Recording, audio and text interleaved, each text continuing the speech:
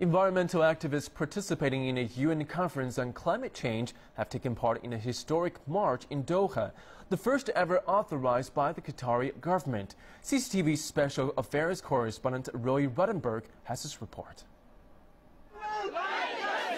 Their numbers were few, but their message big.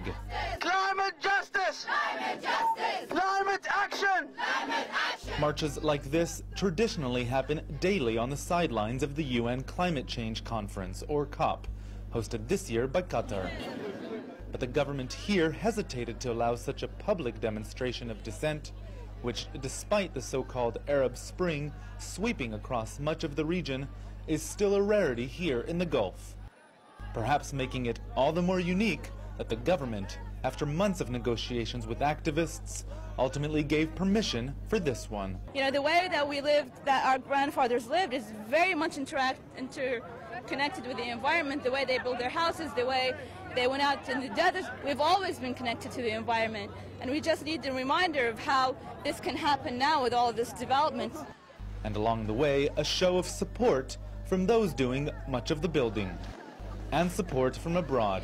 I come from Denmark, from clear Denmark, and I'm here because we need to stop climate change in order to preserve civilization. Climate justice!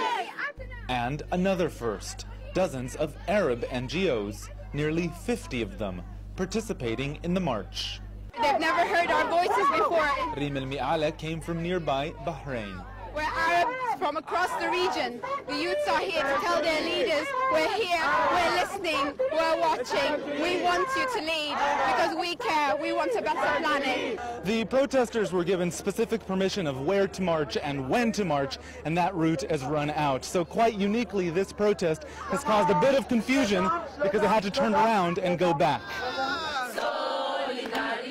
A minor setback, perhaps, but for these people, still a major day. How do you feel about the success of the march? Well, it's succeeding, and the volunteers are doing a great job, and I'm happy about all the volunteers who's participating, And though they can't march again, they're happy to have been heard. Solidarity forever! Roee Ruttenberg, CCTV, in Doha, Qatar.